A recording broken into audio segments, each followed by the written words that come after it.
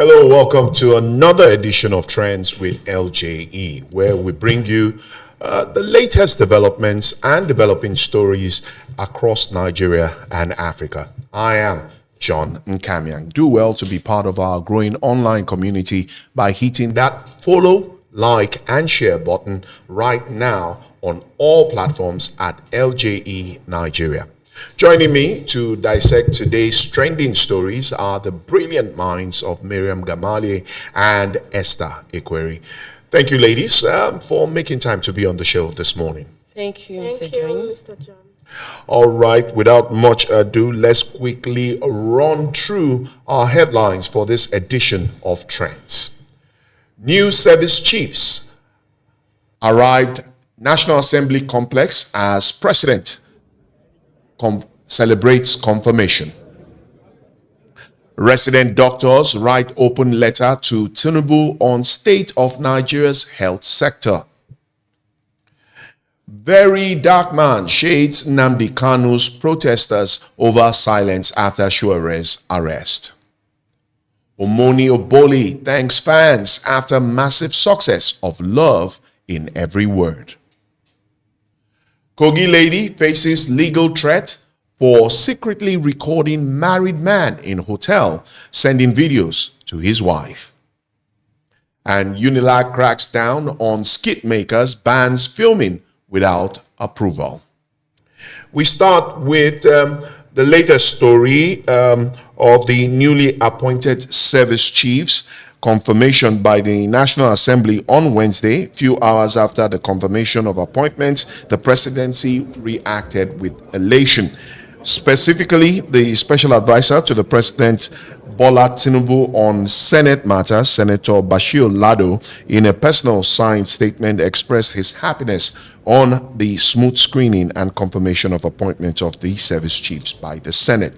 The service chiefs arrived the Senate at 10 a.m. Wednesday, accompanied by top-ranking military officials and aides, arrived the Senate wing of the National Assembly after the Senate's decision to bring forward the screening from its earlier rescheduled session during Tuesday's plenary after reading a letter from President Tinubu, which sought the lawmakers' confirmation of the new Chief of Defense Staff, CDS, General Olufemi Oluyode, and other service chiefs. In his correspondence to the Senate, President Tinubu urged lawmakers to give expeditious consideration to the confirmation process. And on October 24th, the president announced sweeping changes in the military, as appointing new heads of the armed forces in what analysts described as a move to inject fresh energy into Nigeria's counterinsurgency and internal security operations. The appointments according to a statement signed by Sunday Diary, special advisor to the president on media and public communications, takes immediate effect.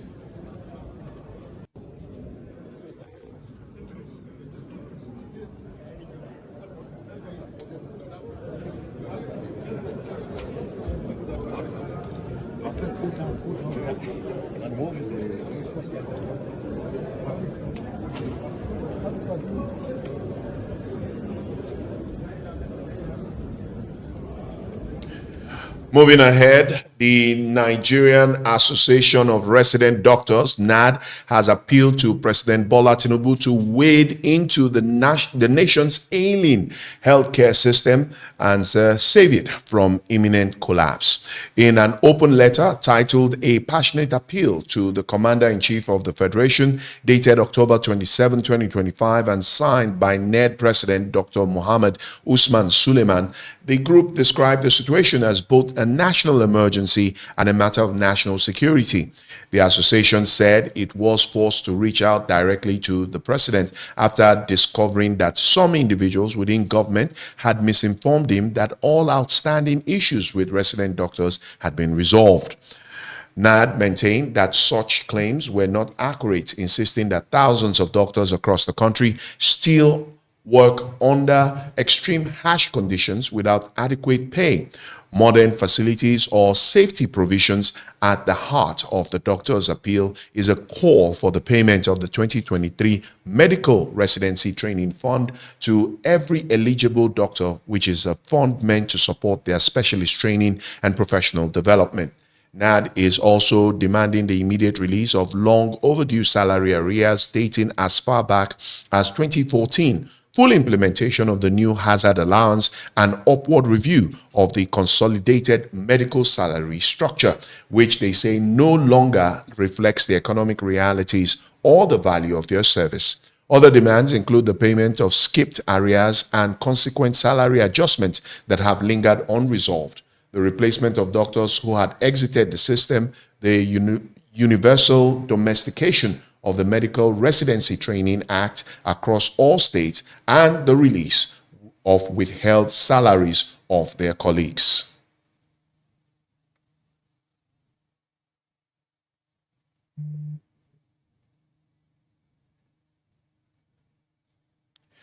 Social media activist VeryDarkMan has stirred conversations online after commenting on the sudden quietness surrounding the protest for the release of Nnamdi Kanu, leader of the indigenous people of Biafra IPOB.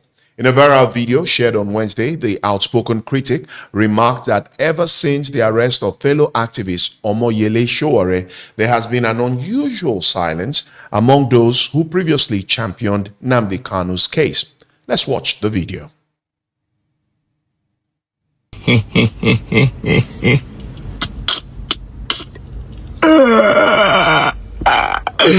Nnamdi Kanu protest don't go down. Nnamdi Kanu protest went down. Immediately they arrest Sowore. You know why? Because the people don't even know what they were going to fight for. They went to support Sowore because of hype, not because they know what they were going for. Do you know that is that you people come out in large number to go and protest? They arrest one person of that go house. It means say una not even go for protest too. Una go for the hype. Una go for the trend. Yeah. You people actually went because of the publicity, bruv. Everything don't go down, bro. One man, come out. Everybody, go out. All right, reactions there from VeryDarkMan. Miriam, VeryDarkMan links the sudden quietness in the Nnamdi Kanu protest movement directly to the arrest of prominent fellow activists like Omoyele Sowore. Now, does this observation suggest that the risk of state actions such as arrest or detention is now the single biggest determinant of whether public protests succeed or fail in Nigeria? Okay, you know that for me, when they arrested Sowore, what I said was that these people are just doing this to instill fear in Nigerians. You did say that. You get? Yeah. Because now people went out for this protest. Maybe they went out, they're a fan of Sowore and they went to support Sowore, not because they actually wanted to go for that protest because of the person in quotes who they are fighting for. They're just going as a fan. Sowore called for a protest. So, okay, let us go and join him just in solidarity. Not as if they really wanted to go for the protest or anything. It's just Nigerians so like that. So it wasn't about the subject of the protest, but it was about the person who called the protest. Yeah, I know some persons were there because of Nnamdi Kanu, but the person who is the convener or in the forefront the arrowhead. Of this thing, exactly, is Sowore. So many persons went out to support Sowore and not because it's Nnamdi Kanu. Yes.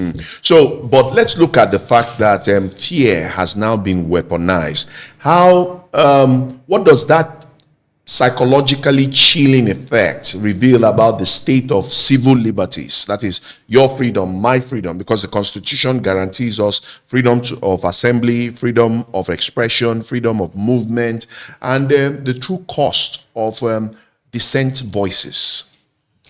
In Nigeria, they say we have freedom of things, but do we really have that freedom? We don't, because you want to do something and you see your leaders trying to pull you down, trying to silence you, trying to make sure that you don't say anything. So they always come out to tell you you have this freedom. Like I said yesterday, you have the freedom to speak, freedom to act, but freedom after those things that you've done is not guaranteed.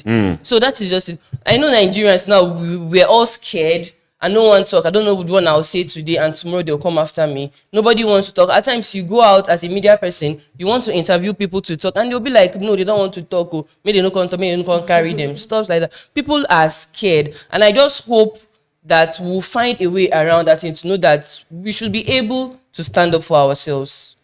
Esther, now the core issues raised is the apparent lack of decentralized, sustained momentum in the Nnamdi Kanu movement when high-profile national figures step back or face legal action. So, from a legal and maybe socio-political perspective, does this dependence on a few vocal leaders indicate a fundamental weakness in the structure of protest? Must there always be a Sowore, a civil society leader, for a protest to take place? Because what we've seen historically, take for example the French Revolution, there wasn't one man actually that was at the forefront of the French Revolution. It was just the fact that or even the Arab Spring, it just started. Well, the thing is, Nigerians, right from time, we don't know how to protest. We protest and we chicken out immediately. That's what has always been happening. So Over this one, we even expected it that before some people even saying it before everybody to stop. We have not really come out and say we stand our ground to protest. So even if it's Sowore or there's no Sowore or somebody, we are still not going to be able to stay. We don't have that stamina for protest. We always get scared. Fear has been the thing for Nigeria. So fear has always been let them not come and take me to jail. Let them not come and or your parents are telling you don't go out to protest and all those kind of things. So we are. You've just as you were saying that, what came to my head was Fela's song. We won't go heaven, but nobody won't die. Exactly. but Nobody wants to some will escape argue us. that in the past, right, you had the Aba women's riots. It was led by women, and it changed the face of things. You had the protest that was led by late Fumilayo Ransom Kuti, yes. that changed the face of history about women empowerment, women in politics, and women. But so when did we become lily-livered people that we start but we don't finish? We don't really bond. We don't really come as a formidable force for change. Nigerians have gotten this kind of coping mechanism that we just want to whatever situation, we just know how to settle in and blame. Oh, let's just stay like that. It doesn't really matter. I think that was it, because those times, those people were ready to change the country. Recent times, people are let's just manage. Let's just find it's about a way. Survival. Yes, let's just survive. So people let me just find my own way. So that mindset has made us to relent. We don't want to go out there and fight for what we think is our rights. Someone did say that there is that suggestion that push a Nigerian to the wall and he becomes the wall. Very insightful points, ladies. We need to take a quick breather. When we return, we will be discussing Nobel laureate Wole Soyinka's visa. Okay, we will be looking at other stories and, of course, taking some more videos. And, of course, the ladies in the house will react to some of those developments. But remember, keep sharing the stream. We'll be back shortly.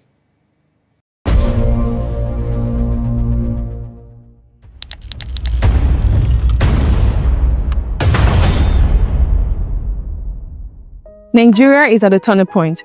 Young people are rising, demanding change. If you believe in justice, strong leadership, and real reform, then it's time to take a stand. At LJE Nigeria, we're not just observers, we're builders.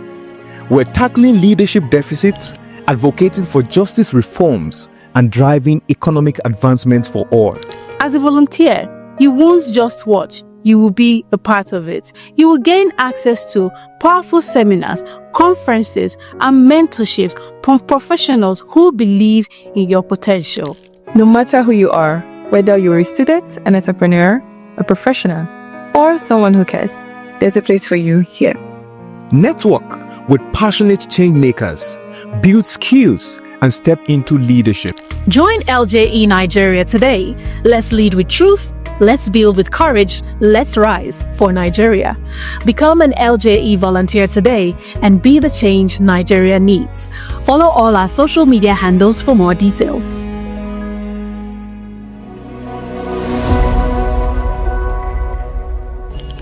Camera rolling. Light set. Sound check. And action. Hello everyone, welcome to today's program. A program where we get to talk about the daily happenings around the technical world. issues with intent to educate. This is the perfect space to create professional quality videos, recording news, podcasts, and all media content.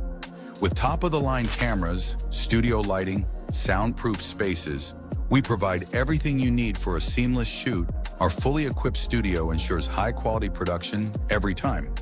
Enjoy a comfortable, air-conditioned environment with professional-grade gear and expert support. Contact us now or visit our Abuja location to reserve your spot.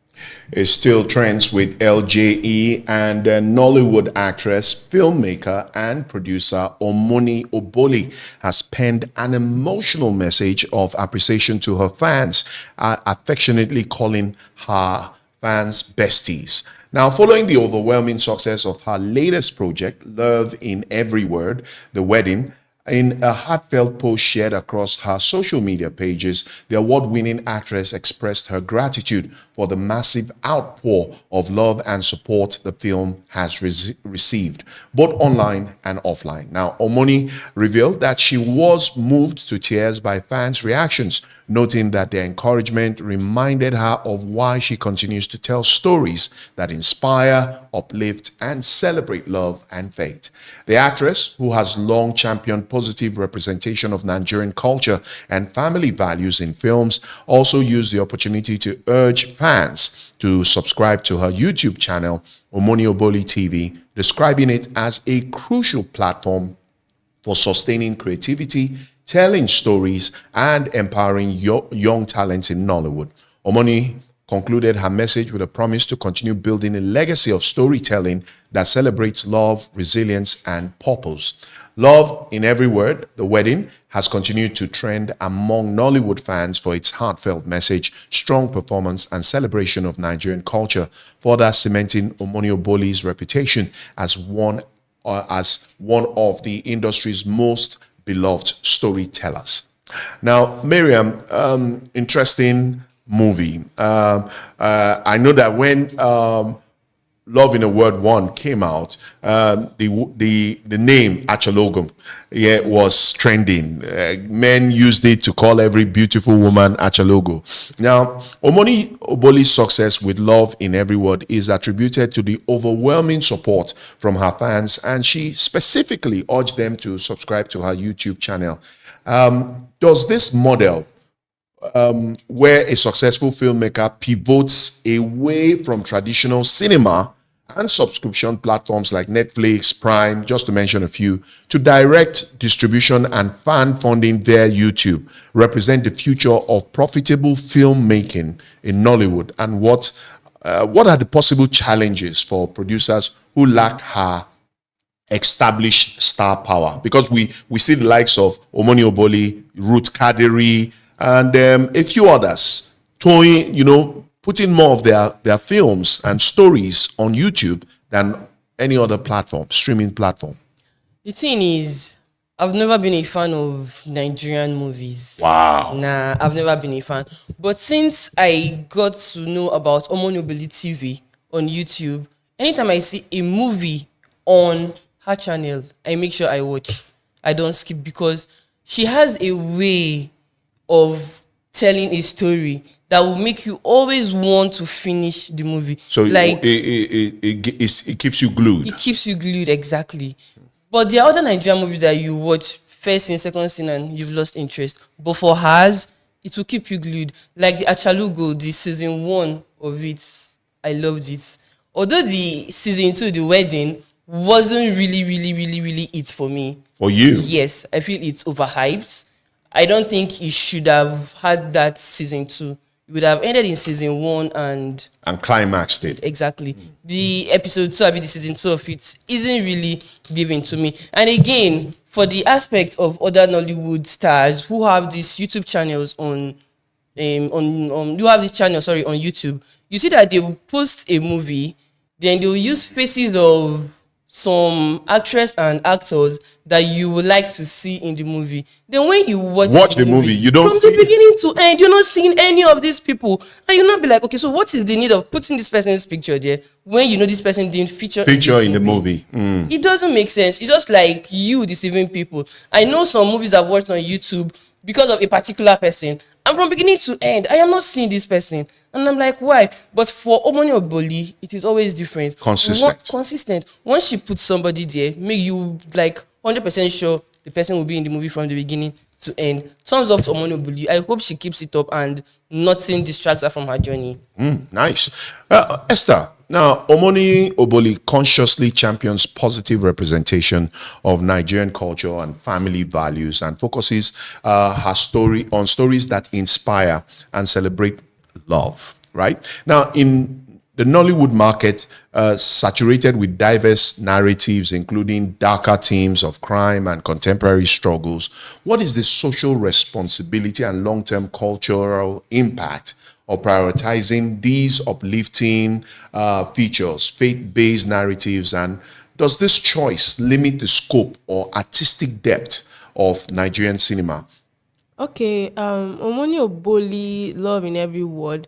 She actually knows how to catch the attention of Nigerians. Nigerians love romantic movies, drama, and all that. So her kind of movie is appealing to the Nigerian audience. So I would say she's going on the right path.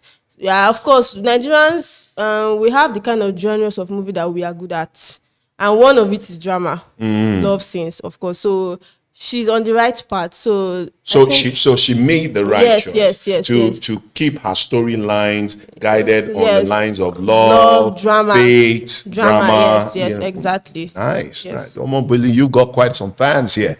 Anyway, moving ahead, a Lokoja-based woman identified as Aisat Isa, popularly known as Princess Omanibe, on Facebook, is facing possible legal action after she was accused of secretly recording a married man in a hotel and forwarded the video to his wife.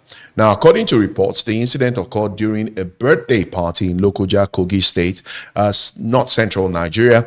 The married man who attended the party reportedly met a lady who was a mutual friend of the celebrant. While they were exchanging pleasantries and discussing a change of venue, hotel staff noticed Aishat discreetly recording them. Sources said the hotel management immediately called her attention and instructed her to delete the footage. However, she allegedly sent the video to the man's wife before complying, a move believed to have sparked tension within the family. Now, investigations further revealed that the hotel management and parties involved had issued Aisha a warning letter, giving her a specific time frame to tender a public apology to the family or face legal action for privacy invasion and defamation. The incident has stirred public outrage, with many condemning the act as unethical and a violation of personal privacy. Legal practitioners have also warned that such actions could attract serious legal consequences under Nigeria's cybercrime and privacy protection laws. Now, Miriam, privacy invasion versus public interest / moral duty. I mean, woman to woman. The woman, Aisha Tisat, is facing potential legal action for privacy invasion and defamation for secretly recording a private exchange in a hotel and forwarding it to the man's wife. Now, where exactly does Nigerian law, specifically the Cybercrime Act and Privacy Protection Law, draw the line between an individual's right to privacy in a semi-public setting, because it was a hotel and it was a party?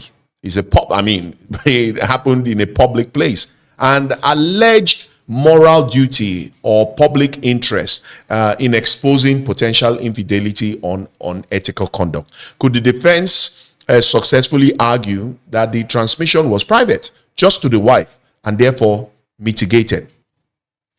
The thing is, Nigerians, or not even Nigerian ladies, this is just to show how far we can go to do anything and anything. I don't see the need why you will record somebody and send to someone else without the person's consent. Okay, now you're sending it to this guy's wife. For what reason? What point are you trying to Is it possible Aisha is a friend to the wife Really and she like- was only protecting her friend's interest? No. You protect your friend interest in a better way, not like this. Yes, you can see your friend's guy misbehaving. There's a way you will be able to advise her or talk to her instead of putting it out there to her that, see you, your man is cheating on you. I saw your man here. I saw your man. There's a better way. This thing that she has just done could damage relationship between this man and his wife. Like, I am 80% sure. Except the woman really trusts the man, or the man hasn't been having issues of infidelity, doubting. But if he's somebody that the woman has just been on edge with him, this thing would damage their trust. It is not right. I don't know why women, it's even social media that is giving women this long space to do whatever they feel they want to do. They choose. I just hope that the legal term or the system will punish her, because she needs to be punished. Let other people learn from her mistake. Well, Esther, hotel liability and the duty of care. The report states that the hotel staff were the first to notice the discreet recording, intervened and instructed the woman to delete the footage. Now, from a legal standpoint, what is the duty of care to its, the hotel's management's legal duty of care to its patron regarding privacy? I mean, did that initial action of merely demanding the deletion fulfill their obligation, or could the married man and potentially his wife argue that the hotel failed to take adequate measures to prevent the distribution of private footage, thereby making them partially liable or, responsible? If it's for the distribution of that footage, I will not hold the hotel responsible. But if it's for the person that broke in and was able to take that tape, the hotel should also be held responsible, because how was she able to do that? How was she able to pass through their security and get into the room and was film the man? But if it's for the distribution, maybe she distributed it some place else, but the hotel should not be held responsible for distribution of the footage. But of course, they should also be held responsible for protecting their clients. The privacy of their clients. Yes, the privacy of each client that come. I should be protected if I come to your hotel room. Nobody should just invade into my space. They should be held responsible for that. But I think that video was taken in an open space, in a party. Yeah. It's not as if the man was just secluded alone. Exactly. And this happened. It happened in an open space. Everybody was there. Yes. So I don't think the hotel would have had a way of stopping her from recording the video. They did very well by noticing immediately and drawing her attention to it. Some people will notice and just keep quiet, because it is an open place. Anybody can do any video. So it wasn't a private something. It's something that was open. Well, I'm looking forward to seeing how the legal arguments pan out, because I can see a lot of technicalities in between the prosecution and the defense in terms of this matter. Anyway, the University of Lagos has prohibited the use of its campus, including hostels, lecture halls, and other facilities for film production, video shoots, or content creation without prior authorization from the school's management. The directive was contained in a statement released on Tuesday by the university's head of communication and public relations, Adejoke Alaga Ibrahim. According to the statement, the decision became necessary following the growing trends of individuals and groups using the institution's premises to shoot movies, comedy skits, and other social media content without seeking official permission. According to Ajoke, who noted that such unregulated activities often misrepresent the university's image, disrupt the learning environment, and pose potential security and privacy concerns. UNILAG emphasized that only approved productions that reflect the institution's value, culture, and standards would be permitted to take place on campus. The university also clarified that the new measure is not meant to stifle creativity, but to ensure order and safeguard its reputation. The management urged students, staff, and external collaborators to adhere strictly to the directive to avoid sanction. The new rule comes amid a wide surge in popularity of university campuses across Nigeria as filming locations for skits and short films. Many content creators have leveraged the variable campus settings and youthful atmosphere for online entertainment. UNILAG itself has been home to several successful comedians and skit makers, including Brain Jotter, Mohammed Gilmore, who both studied at the institution and gained national fame through their online performances. The university's management, however, insists that while it celebrates the success of its alumni, the sanctity of its academic atmosphere must be preserved. Well, that's all the time we have for this edition of Trends with LJE. My sincere thanks to Miriam Gamali and Esther Ikwere for their brilliant contributions today. Ladies, thank you. Thank you for having us, Mr. John. Now, don't forget to follow, like, and share at LJE Nigeria on all social media platforms to join the conversation and get updates on our next show. I am John Nkanyang. Bye for now.